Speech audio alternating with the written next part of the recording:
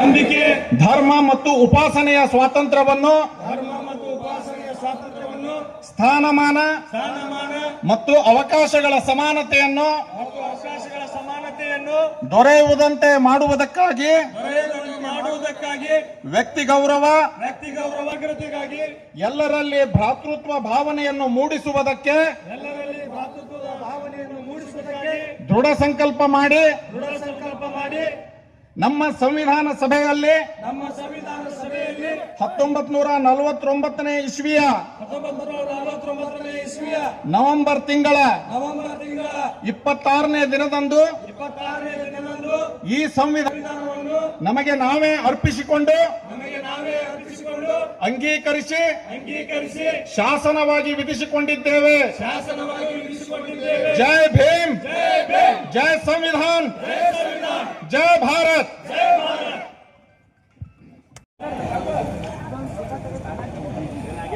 ಈ ಬಂದ್ ಕರೆಯನ್ನ ಅದ್ಭುತವಾಗಿ ಯಶಸ್ವಿಗೊಳಿಸಿರ್ತಕ್ಕಂತಹ ಬಾಗಲಕೋಟೆ ಜಿಲ್ಲೆಯ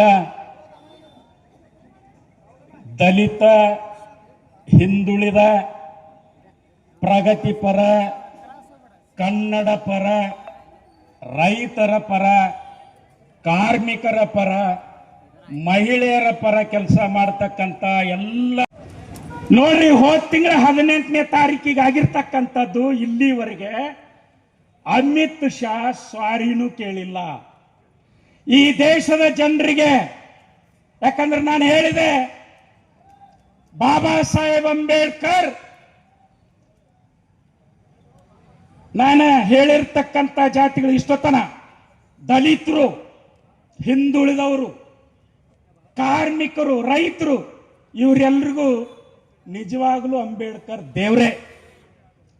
ಯಾವುದೇ ದೇವರು ಸಂವಿಧಾನ ಬರೆದಿಲ್ಲ, ಯಾವುದೇ ದೇವರು ಇವ್ರನ್ನ ಕೆರೆ ಒಳಗೆ ನೀರು ಮುಟ್ಟಿಸ್ಕೊಳ್ಳದೆ ಇದ್ದಾಗ ದಲಿತರನ್ನ ಹಂದಿ ನಾಯಿಗಳ ತರ ಟ್ರೀಟ್ ಮಾಡ್ತಕ್ಕಂಥ ಸಂದರ್ಭದಲ್ಲಿ 33 ಕೋಟಿ ದೇವರುಗಳ ಸರ್ವೆ ಐತಿ ಈ ದೇಶದಾಗ. ಒಂದು ದೇವರಲ್ಲ, 100 ದೇವರಲ್ಲ, 33 ಶತಕೋಟಿ ದೇವತೆಗಳ ಪೈಕಿ ಯಾವುದೇ ಒಂದು ದೇವರು ದೊಡ್ಡ ಜಾತಿಯವನ ಮೈಯಾಗ ಬಂದು ನೀವು ಕಲ್ಲನ್ನ ದೇವರಂತ ಪೂಜಾ ಮಾಡ್ತೀರಿ, ಮಣ್ಣನ್ನ ದೇವರಂತೇಳಿ ಪೂಜಾ ಮಾಡ್ತೀರಿ, ಕಟ್ಟಿಗೆನ ದೇವರಂತ ಪೂಜೆ ಮಾಡ್ತೀರಿ, ಇವ್ರು ಮನುಷ್ಯರದಾರ, ಇವ್ರನ್ಯಾಕೆ ನೀವು ಹಂದಿ ತರ ನೋಡ್ತೀರಿ ಅಂತ ಹೇಳಿಲ್ಲ. ಹೇಳಿದ್ವಾ ದೇವರು? ಕಲ್ಲು ಪೂಜೆ ಮಾಡ್ತಾರಿಲ್ರಿ, ಯಾಕ್ರಿ ಖಾಜಿ ಸಾಹೇಬ್ರ? ಕಲ್ಲು ಪೂಜೆ ಮಾಡ್ತಾರ ದೇವ್ರಂತ ಹೇಳ್ತಾರ, ಮಣ್ಣು ಪೂಜೆ ಮಾಡ್ತಾರ ದೇವ್ರಂತ. ಯಾವುದೇ ದೇವರು ಇದನ್ನ ಪ್ರಶ್ನೆ ಮಾಡಲಿಲ್ಲ, ನಮಗ ಹಕ್ಕು ಕೊಡ್ಲಿಲ್ಲ, ಸಂವಿಧಾನ ಬರಲಿಲ್ಲ. ಹಂಗಾರ ಬಾಬಾ ಸಾಹೇಬ್ ಅಂಬೇಡ್ಕರ್ ಅವರು ದೇವರು ಮಾಡದೇ ಇರ್ತಕ್ಕಂಥ ಕೆಲಸವನ್ನ ಮಾಡಿದ ಕಾರಣಕ್ಕಾಗಿ ದೇವರುಗಳಿಗಿಂತ ದೊಡ್ಡ ದೇವರು ಬಾಬಾ ಸಾಹೇಬ್ ಅಂಬೇಡ್ಕರ್.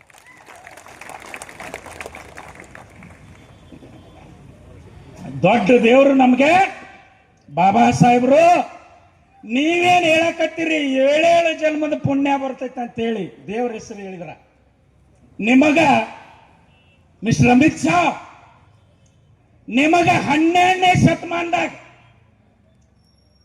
ಕರ್ನಾಟಕದ ಮೂಲಕ ಹುಟ್ಟುಕೊಂಡಿರ್ತಕ್ಕಂತಹ ಶರಣ ಕ್ರಾಂತಿ, ಬಸವಣ್ಣನವರ ನೇತೃತ್ವದಲ್ಲಿ ಹುಟ್ಟುಕೊಂಡಿರ್ತಕ್ಕಂತಹ ಲಿಂಗಾಯತ ಚಳವಳಿ ನಿಮಗ ಮರ್ತ್ಯ ಲೋಕ ಬೇರೆ ಇಲ್ಲ. ಆಚಾರವೇ ಸ್ವರ್ಗ, ಅನಾಚಾರವೇ ನರ್ಕ ಅಂತೇಳಿ 12ನೇ ಶತಮಾನದಾಗ ಬಸವಣ್ಣ ಹೇಳ್ಯಾರ. ಸ್ವರ್ಗ ನರಕ ಅನ್ನೋದು ಇಲ್ಲ, ಅದೆಲ್ಲ ನಿಮ್ಮ ಭ್ರಮೆ ಅಂತೇಳಿ 12ನೇ ಶತಮಾನದಾಗ ಬಸವಣ್ಣವ್ರು ಹೇಳಿದ್ರು. ಅವ್ರ ಜೊತೆ ಇದ್ದಿರ್ತಕ್ಕಂಥ ಒಬ್ಬ ಬಹಳ ಗಟ್ಟಿಯಾದಂತ ಶರಣ, ಪ್ರತಿಯೊಬ್ಬರ ಭಾರತೀಯ ಉಸಿರು.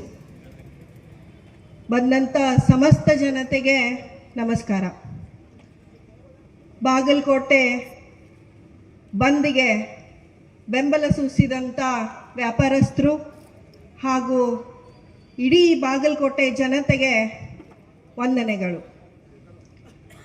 ಇವತ್ತು ಅಮಿತ್ ಶಾ ಅವರು ಆ ಒಂದು ಕುರ್ಚಿ ಮೇಲೆ ಕುಂಡ್ರಕ್ಕೆ ಕಾರಣನ ಸಂವಿಧಾನ. ಇವತ್ತು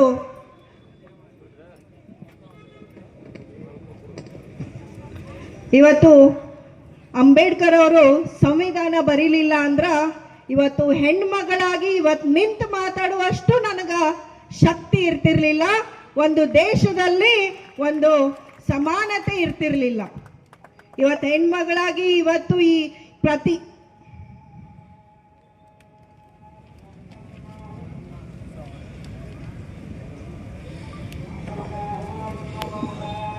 ಒಂದು ಹೆಣ್ಮಗಳಾಗಿ ಇವತ್ತು ನನಗೊಂದು ಈ ಒಂದು ದೇಶದಲ್ಲಿ ಒಂದು ಪ್ರಾಮಾಣಿಕತೆಯಾಗಿ ಹೋರಾಟ ಮಾಡೋಕ್ಕಾಗಲಿ, ಒಂದು ಚುನಾವಣೆ ನಿಂದ್ರಕ್ಕಾಗಲಿ ಕೊಟ್ಟಂತ ಯಾವುದು ಶ್ರೇಷ್ಠವಾದ ಸಂವಿಧಾನ ಅಂದ್ರೆ ಅದು ಬಾಬಾ ಸಾಹೇಬ್ ಅಂಬೇಡ್ಕರ್ ಅವರು ಬರೆದಂತ ಸಂವಿಧಾನ ಅಂತ ಹೆಮ್ಮೆ. ದೇಶದ ಜವಾಬ್ದಾರಿ ಸ್ಥಾನದಲ್ಲಿರುವಂತಹ ಗೃಹ ಮಂತ್ರಿ ಅಮಿತ್ ಶಾ ಅವರ ಬೇಜವಾಬ್ದಾರಿ ಮಾತಿಗೆ ಪ್ರಜಾಪ್ರಭುತ್ವದ ಸಹಜ ವಿರೋಧ ಪ್ರತಿಭಟನೆ ಮಾಡ್ತಕ್ಕಂತಹ ಈ ಸಂದರ್ಭದಲ್ಲಿ ಹಲವಾರು ವಿಚಾರಗಳನ್ನು ಗೆಳೆಯರುಗಳಾದಂಥ ಮಹಾರಾಜನವರು, ಕಾಂಬ್ಳೆಯವರು, ರಾಠೋಡ್ರವರು, ಅಥಣಿಯವರು, ಮಹಾದೇವರವರು ಹಂಚಿಕೊಂಡಿದ್ದಾರೆ. ಈ ಅಮಿತ್ ಶಾ ಅವರಿಗೆ ದೇವರು ಯಾರು ಅನ್ನೋದು ಗೊತ್ತಿಲ್ಲ. ದೇವರಂದ್ರೆ ಏನು? ಮೂರ್ತಿ ಅಲ್ಲ, ಅದು ಒಂದು ನಂಬಿಕೆ, ಅದು ಬೇರೆ. ನಾನು ಮೂರ್ತಿ ಕಂಡ್ರೆ ನಮಸ್ಕಾರ ಮಾಡ್ತೀನಿ, ಅದು ಬೇರೆ. ಯಾರು ಸಮಾಜಕ್ಕೆ, ದೇಶಕ್ಕೆ, ನಾಡಿಗೆ, ಜಗತ್ತಿಗೆ ಜನ ಬದುಕ್ತಕ್ಕಂಥ ವ್ಯವಸ್ಥೆ ಮಾಡುವುದಕ್ಕೆ ಹೋರಾಟ ಮಾಡಿರ್ತಾರೋ ಅವರು ದೇವರು ಅಂತಕ್ಕಂಥದ್ದು ನನ್ನ ವೈಯಕ್ತಿಕ ಅಭಿಪ್ರಾಯ. ಈ ದೇಶಕ್ಕೆ ಸ್ವಾತಂತ್ರ್ಯ ತಂದು ಕೊಟ್ಟವರೆಲ್ಲರೂ ದೇವರೇ. 200 ವರ್ಷಗಳ ಕಾಲ ಪಾರತಂತ್ರ್ಯದ ಬಡಿಗೆ, ಬೂಟು, ಬಂದೂಕುಗಳಿಗೆ ಈಡಾದಂತಹ ಜನ ನಾವು. ಆ ಸಂಕೋಲೆಯನ್ನು ಬಿಡಿಸಿ ಶಾಂತಿ ಮಾರ್ಗದಲ್ಲಿ ನಮಗೆ ಸ್ವಾತಂತ್ರ್ಯವನ್ನು ತಂದು ಕೊಟ್ಟಿರತಕ್ಕಂಥವ್ರು ದೇವರು. ಮಹಾತ್ಮ ಗಾಂಧಿಯವರು ಇರ್ಬೋದು, ವಲ್ಲಭಭಾಯ್ ಪಟೇಲ್ ಇರ್ಬೋದು, ಗಡಿನಾಡ್ ಗಾಂಧಿ ಖಾನ್ ಅಬ್ದುಲ್ ಅಫಾರ್ ಖಾನ್ ಇರ್ಬೋದು, ಮೌಲಾನಾ ಅಬುಲ್ ಕಲಾಂ ಆಜಾದ್ ಇರ್ಬೋದು, ಪಂಡಿತ್ ಜವಾಹರ್ಲಾಲ್ ನೆಹರು ಅವ್ರು ಇರ್ಬೋದು, ಲಾಲಾ ಲಜಪತ್ ರಾಯ್ ಇರ್ಬೋದು, ಸುಭಾಷ್ ಚಂದ್ರ ಬೋಸ್ ಇರ್ಬೋದು, ಭಗತ್ ಸಿಂಗ್ ಇರ್ಬೋದು, ಲಕ್ಷ್ಮಣ್ ಇರ್ಬೋದು, ತಾತ್ಯಾ ಟೋಪಿ ಇರ್ಬೋದು, ಪಾಂಡೆ ಇರ್ಬೋದು, ಅನೇಕರು ದಾಸ್ಯ ಸಂಕುಲೆಯಿಂದ ಬಿಡಿಸಿದವರು ದೇವರು. ಹೇಳಿಕೆಯನ್ನು ನಾವು ಇಡ್ತಾನೆ ಬರ್ತೀವಿ. ಆದರೆ ಮೂರು ಬಿಟ್ಟವರು ಊರಿಗೆ ದೊಡ್ಡವರು ಅಂತ ನಾವೇನು ಮುಂದೆ ಹಿಂದಿನ ಹಿರಿಯರ ಗಾದೆ ಮಾತಿತ್ತಲ್ಲ, ಮೂರು ಬಿಟ್ಟವರು ದೇಶದ ಪ್ರಧಾನಮಂತ್ರಿಗಳು, ಮೂರು ಬಿಟ್ಟವರು ದೇಶದ ಗೃಹ ಮಂತ್ರಿಗಳು, ಮೂರು ಬಿಟ್ಟವರು ಭಾರತೀಯ ಜನತಾ ಪಕ್ಷದ ಎಲ್ಲ ನಾಯಕರು. ಬಾಬಾ ಸಾಹೇಬರು ಅಂತಂದ್ರೆ ಏನಂತ ತಿಳ್ಕೊಂಡಿರಿ? ಬಾಬಾ ಸಾಹೇಬರು ಅಂತಂದ್ರೆ 11,000 ವೋಲ್ಟ್ ಅಲ್ಲ, 11 ಲಕ್ಷ ವೋಲ್ಟಿನ ಕರೆಂಟ್. ಅಂತ ವೋಲ್ಟ್ ಕರೆಂಟನ್ನು ಮುಟ್ಟಿದಿರಿ. ಇವತ್ತು ಮುಂದಿನ ದಿನಮಾನಗಳಲ್ಲಿ ಈ ದೇಶದ ಜನತೆ, ಈ ದೇಶದ ಮಹಿಳೆಯರು ನಿಮಗೆ ತಕ್ಕದಾದ ಪಾಠ ಕಲಿಸ್ತಾರೆ. ನೆನಪಿನಲ್ಲಿ ಇಟ್ಕೊಳ್ಳಿ ಬಂಧುಗಳೇ. ನಾನು ನಿಮ್ಗೆ ಒಂದೇ ಒಂದು ಮನವಿಯನ್ನು ಮಾಡ್ಕೊತೀನಿ. ಇವರೆಲ್ಲರೂ ಓಟ್ ಕೇಳಕ್ಕೆ ನಿಮ್ಮ ಮನೆ ಬಂದಾಗ ನಿಮ್ಮ ಕೈಲಿ ಏನು ಸಿಗುತ್ತೆ ಅದನ್ನು ತಗೊಂಡು ಹೊಡೆದುಡಿಸುವಂಥ ಕೆಲಸ ಮಾಡ್ರಿ. ಅವಾಗ ಮಾತ್ರ ಇವರು ಈ ದೇಶದ ಕಾನೂನನ್ನು, ಈ ಬಾಬಾ ಸಾಹೇಬರನ್ನ, ಸಂವಿಧಾನವನ್ನ ಗೌರವಿಸ್ಲಿಕ್ಕೆ ಸಾಧ್ಯ. ಇಲ್ಲದೇ ಇದ್ರೆ ನಾವು ಎಷ್ಟು ತಲೆಬಾಗಿ ನಡುವಾಗಿ ನಿಲ್ತೀವಿ, ಆ ನಡುವಾಗಿ ತಲೆಬಾಗಿ ನಿಲ್ಲುವ ಸ್ವಭಾವವನ್ನು ನಾವು ಇಲ್ಲಿವರೆಗೂ ಬಿಟ್ಟಿಲ್ಲ. ಅದೇ ನಮ್ಮ ಅತಿ ದೊಡ್ಡ ವೀಕ್ನೆಸ್, ಅದೇ ನಮ್ಮ ದೌರ್ಬಲ್ಯ. ಮೊದಲು ಕೂಡ ನಾವು ತಲೆಬಾಗಿ ನಡುವಾಗಿ ನಿಲ್ಲುವುದನ್ನ ಕಾನೂನನ್ನಾಗಿ ಮಾಡಿದರು ಬಾಬಾ ಸಾಹೇಬರು. ಅದಲ್ಲ ನಿಜವಾದದ್ದು, ಇದು ಸಮಾನತೆ. ತಲೆಬಾಗಿ ನಡುವಾಗಿ ನಿಲ್ಲಬೇಡ್ರಿ ಅವ್ರ ಹತ್ರ. ನೀವು ಮನುಷ್ಯರು, ಅವರು ಮನುಷ್ಯರು, ಎಲ್ಲರೂ ಸಮಾನರು. ನಿಂತ್ಕೊಳ್ರಿ, ನೀವು ಎಲ್ಲ ಅಧಿಕಾರವನ್ನು ಪಡೆದುಕೊಳ್ರಿ, ಅಧಿಕಾರಿಗಳಾಗಿ, ನಾಯಕರಾಗಿ ದೇಶವನ್ನು ಆಳ್ರಿ ಅಂತ ಸಂವಿಧಾನ ಕೊಟ್ರೆ ಮತ್ತೆ ನಮ್ಮ ಕೆಲಸ ನಡುವಾಗಿ ತಲೆಬಾಗಿ ಅವರ ಎದುರಿಗೆ ಹೋಗಿ ನಿಲ್ತೀವಿ. ಇದೇ ಕಾರಣಕ್ಕೆ ಈ ದೇಶದ ಚುಕ್ಕಾಣಿ ಅಂತವ್ರ ಕೈಯಲ್ಲಿರೋದು. ದೇಶದ ಚುಕ್ಕಾಣಿಯನ್ನ ಪಡಿಲಿಕ್ಕೆ ಹಿಂದುಳಿದ, ದಲಿತ ಪರ ಎಲ್ಲರೂ, ಮುಖ್ಯವಾಗಿ ಮಹಿಳೆಯರು ನೆನ್ಪಿಟ್ಕೋಬೇಕು. ಇವತ್ತು ನೀವು ಈ ದೇಶದಲ್ಲಿ ಮತದಾನ ಮಾಡ್ತಿದ್ದೀರಿ ಅಂತಂದ್ರೆ ಅದು ಬಾಬಾ ಸಾಹೇಬರು ಕೊಟ್ಟ ಕೊಡುಗೆ. ಈ ದೇಶದಲ್ಲಿ ನೀವು ಸಮಾನ ಆಸ್ತಿ ಹಕ್ಕನ್ನು ಹೊಂದಿದಿರಿ ಅಂತಂದ್ರೆ ಅದು ಬಾಬಾ ಸಾಹೇಬರು ಕೊಟ್ಟ ಕೊಡುಗೆ. ಈ ದೇಶದಲ್ಲಿ ನಿಮ್ಗಿರುವಂತ ಎಲ್ಲ ಸುರಕ್ಷತಾ ಕಾಯ್ದೆಗಳದಾವ ಅಂತಂದ್ರೆ ಅದು ಬಾಬಾ ಸಾಹೇಬರು ಕೊಟ್ಟ ಕೊಡುಗೆ. ನಾವು ಗಂಡು ಮಕ್ಕಳು ಏನು ಮಾಡ್ತೀವಿ ಅಂತ ಗೊತ್ತಿಲ್ಲ. ನಾವು ಜಾತಿ ಆಧಾರದ ಮೇಲೆ ಬಾಬಾ ಸಾಹೇಬರು ನೆನೆಸ್ಕೊಂಡ್ರೆ ಅದು ನಮ್ಮ ವೈಫಲ್ಯ, ನಮ್ಮ ದೌರ್ಬಲ್ಯ. ಆದರೆ ಈ ದೇಶದ ಪ್ರತಿಯೊಬ್ಬ ಮಹಿಳೆ ಕೂಡ ಬೆಳಗ್ಗೆ ಎದ್ದು ರಾತ್ರಿವರೆಗೂ ಬಾಬಾ ಸಾಹೇಬರನ್ನೇ ನೆನೆಸಿ, ಸ್ವರ್ಗ ನಮಗೆ ಬೇರೆಲ್ಲೂ ಬೇಡ ದೇವರ, ಬಾಬಾ ಸಾಹೇಬರು ಕೊಟ್ಟ ಸಂವಿಧಾನದಲ್ಲಿ ಐತಿ, ನಿಮ್ಮಂತ ನಾಲ್ಕರ ಕೈಯಲ್ಲಿ ಈ ದೇಶದ ಸಂವಿಧಾನವನ್ನು, ಅಧಿಕಾರವನ್ನು ಕೊಟ್ಟಿದ್ದಕ್ಕೆ ನರಕ ಆಗೈತಿ. ಅದಕ್ಕೆ ಉರಿ ಬಿಸಿಲಿನಲ್ಲಿ ನಾವೆಲ್ಲ ಪ್ರತಿಭಟನೆ ಮಾಡುವಂತ ಪರಿಸ್ಥಿತಿ ಬಂದೈತಿ. ಅಮಿತ್ ಶಾ ಅವರು ರಾಜೀನಾಮೆ ಕೊಡೋದು ನಮಗೆ ಅವಶ್ಯಕತೆ ಇಲ್ಲ. ನಿಜವಾಗಿಯೂ ನೈತಿಕತೆ ಇದ್ರೆ, ನಿಜವಾಗಿಯೂ ಜನರ ಮತಗಳಿಂದ ನೀವು ಆಯ್ಕೆಯಾಗಿದ್ದೀರಿ, ಜನರಿಗೋಸ್ಕರ ನೀವು ರಾಜಕಾರಣ ಮಾಡ್ತಿದ್ದೀರಿ, ಅಧಿಕಾರದಲ್ಲಿ ಇದ್ದೀರಿ ಅಂತನ್ನೋ ಸಾಮಾನ್ಯ ಪ್ರಜ್ಞೆ ನರೇಂದ್ರ ಮೋದಿಯವರಲ್ಲಿದ್ದರೆ ತಕ್ಷಣವೇ ಅವರನ್ನು ವಜಾ ಮಾಡಿ. ಬೇರೆ ಯಾವ ಕಾರಣಗಳನ್ನು ಕೇಳದೆ ವಜಾ ಮಾಡಿ ನಿಜವಾಗಿಯೂ ನಿಮ್ಮ ಭಾರತೀಯತೆ ನೈತಿಕತೆಯನ್ನು ತೋರಿಸಿ. ರಾಷ್ಟ್ರೀಯತೆ ಅಂತಂದ್ರೆ ಏನು ಅಂತನೋ ಸಾಮಾನ್ಯ ಪ್ರಜ್ಞೆ ಇಲ್ಲ. ತೆಲುಗಿನ ಒಬ್ಬ ಕವಿ ಹೇಳ್ತಾನೆ, ದೇಶ ಅಂತಂದ್ರೆ ಇಲ್ಲಿರೋ ಕಲ್ಲು ಮಣ್ಣು ಗಿಡ ಗಂಟಿ ಗುಡ್ಡಗಳಲ್ಲ, ದೇಶ ಅಂತಂದ್ರೆ ಆ ದೇಶದ ಜನ ಅಂತಂದು. ದೇಶದ ಜನರನ್ನ ಬಿಟ್ಟು ಉಳಿದು ಎಲ್ಲವನ್ನೂ ಪೂಜೆ ಮಾಡಕ್ಕೆ ಹೇಳಿದ್ರು. ಅಗಳ ಪರಶುರಾಮಣ್ಣ ಹೇಳ್ತಿದ್ರು, ನೀವು ಕಲ್ಲು ಮಣ್ಣು ಕಟ್ಟಿಗೆ ಎಲ್ಲಾನು ದೇವರು ಅಂತಂದು ಪೂಜೆ ಮಾಡ್ತೀರಿ. ಅದೇ ಅವ್ರ ಕೆಲಸ. ನೀವು ನೇರವಾಗಿ ಮನುಷ್ಯರನ್ನ ಪ್ರಶ್ನೆ ಮಾಡಬಾರ್ದು ಅಂತ ಅನ್ನೋ ಕಾರಣಕ್ಕೆ ನಮ್ಮ ಅದ್ರಿಗೆ ದೇವರು ಅಂತಂದಿಟ್ಟಾರ. ನಾವು ದೇವ್ರ ಹತ್ರನೇ ಹೋಗ್ತೀವಿ. ಅಮಿತ್ ಶಾ ಕಷ್ಟ ಕೊಟ್ಟರು ದೇವಸ್ಥಾನಕ್ಕೆ ಹೋಗಿ ಅಮಿತ್ ಶಾ ವಿರುದ್ಧ ಪೂಜೆ ಮಾಡಿಸೋರು ನಾವು ವಿರುದ್ಧ ಪ್ರತಿಭಟನೆ ಮಾಡೋ ತಾಕತ್ತು ಧೈರ್ಯ ನಾವು ಕಳ್ಕೊಂಡ್ಬಿಟ್ಟಿವಿ. ಆದ ಕಾರಣಕ್ಕೆ ಎಲ್ಲ ಹಿಂದುಳಿದ ವರ್ಗಗಳು, ದಲಿತ ವರ್ಗಗಳು ಮತ್ತು ಮಹಿಳೆಯರು, ಮುಖ್ಯವಾಗಿ ಮಹಿಳೆಯರು, ನೀವೆಲ್ಲರೂ ಸೇರಿ ಇವರಿಗೆ ಪಾಠ ಕಲಿಸುವಂತ ಕೆಲಸ ಆಗಬೇಕು. ದೇಶದ ಪ್ರತಿಯೊಬ್ಬ ಮಹಿಳೆ ಕೂಡ ತಾಯಿ ಭಾರತ ಮಾತೆಯೇ. ನೀವೆಲ್ಲರೂ ಬಾಬಾ ಸಾಹೇಬರ ಮಕ್ಕಳಾಗಿ, ಭೀಮಪುತ್ರರಾಗಿ ಈ ದೇಶವನ್ನು ಭೀಮ ಭಾರತವನ್ನಾಗಿ ಮಾಡೋಣ ಅಂತ ಹೇಳ್ತಾ ಈ ಪ್ರತಿಭಟನೆಯಲ್ಲಿ ಮಾತಾಡಲಿಕ್ಕೆ ನನಗೆ ಅವಕಾಶ ಮಾಡಿಕೊಟ್ಟ ತಮಗೆಲ್ಲರಿಗೂ ಅನಂತ ಶರಣಾರ್ಥಿ ಹೇಳಿ ನಾನು ಎರಡು ಮಾತುಗಳನ್ನು ಮುಗಿಸ್ತೀನಿ. ಧನ್ಯವಾದ.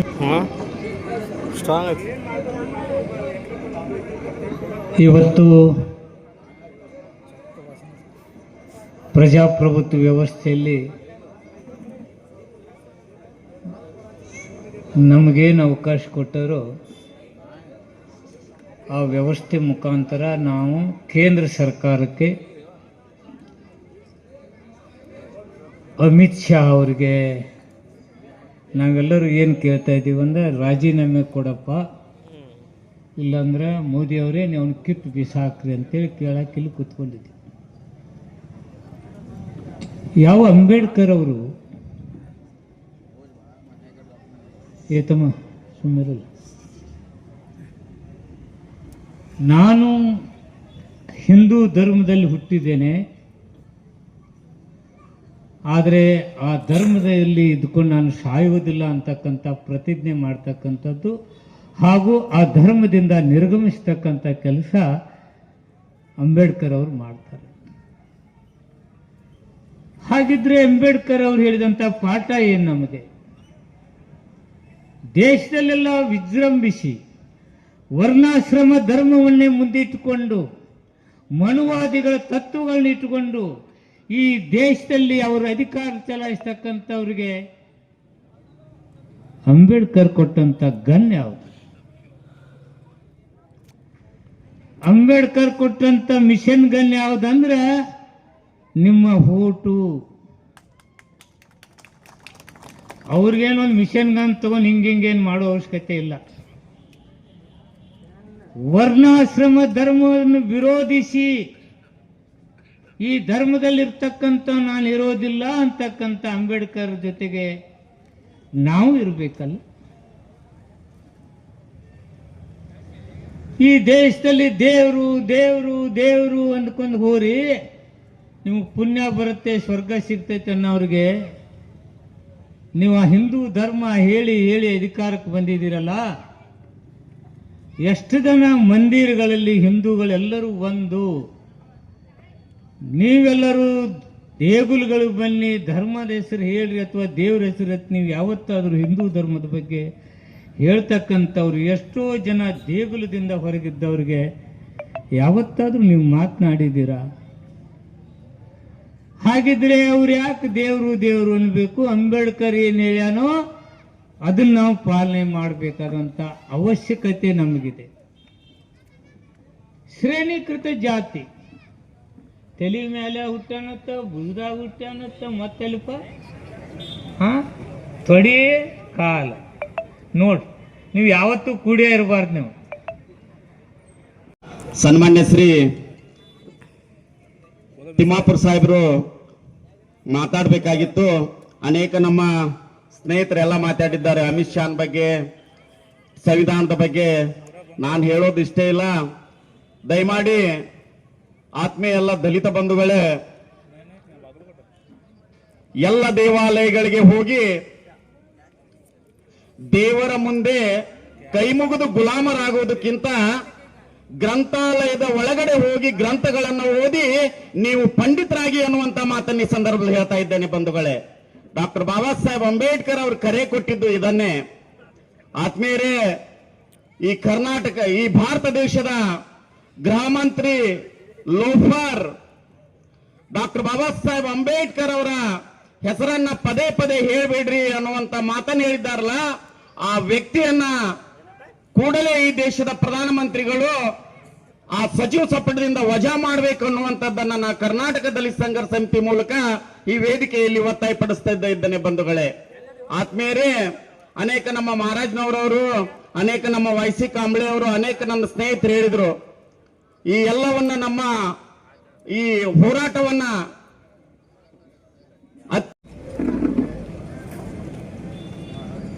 ಅಂಬೇಡ್ಕರ್ ಅಂತಕ್ಕಂಥ ಒಂದು ದೈತ್ಯ ಶಕ್ತಿಯನ್ನ ಮುಟ್ಟಲಿಕ್ಕೆ ಪ್ರಯತ್ನ ಪಟ್ಟಂತ ಅಮಿತ್ ಶಾನ ವಿರುದ್ಧ ಇಡೀ ದೇಶ ಪ್ರತಿಭಟನೆ ಮಾಡ್ತಾ ಇದೆ. ಆ ಒಂದು ಪ್ರತಿಭಟನೆಯ ಅಂಗವಾಗಿ ಇಂದು ಬಾಗಲಕೋಟೆಯಲ್ಲಿಯೂ ಕೂಡ ಬಂದ್ ಯಶಸ್ವಿಯಾಗಿ ನಡೆದಿದೆ. ಅಂದರೆ ಅದು ನಿಮ್ಮ ಸಹಾಯ ಸಹಕಾರದಿಂದ ಮಾತ್ರ ಅಂತಕ್ಕಂಥ ಮಾತನ್ನ ಈ ಸಂದರ್ಭದಲ್ಲಿ ಹೇಳ್ತೀನಿ. ಅಂಬೇಡ್ಕರ್, ಸಂವಿಧಾನ ಈ ಎರಡು ಶಬ್ದ ತೆಗೆದುಕೊಳ್ಳೇನ ಅವ್ರಿಗೆ ಉರ್ಯಾಕ್ ಚಾಲು ಆಕೈತಿ. ಯಾಕೆ ಉರ್ಯಾಕ್ ಚಾಲು ಆಕೈತಪ್ಪ ಅಂತಂದ್ರ, ಸಂವಿಧಾನದ ಮೊದಲ ಪೇಜಿನಲ್ಲಿಯೇ ಅಂಬೇಡ್ಕರ್ ಅವರು ಅವರಿಗೆ ಶಾಕನ್ನ ಕೊಟ್ಟಿದ್ದಾರೆ. ಅಗಾಳೆ ಕಾರ್ಯಕ್ರಮಕ್ಕಿಂತ ಮುಂಚಿತವಾಗಿ ನಾವು ಸಂವಿಧಾನದ ಪೀಠಿಕೆಯನ್ನ ಓದಿದ್ದೀವಿ.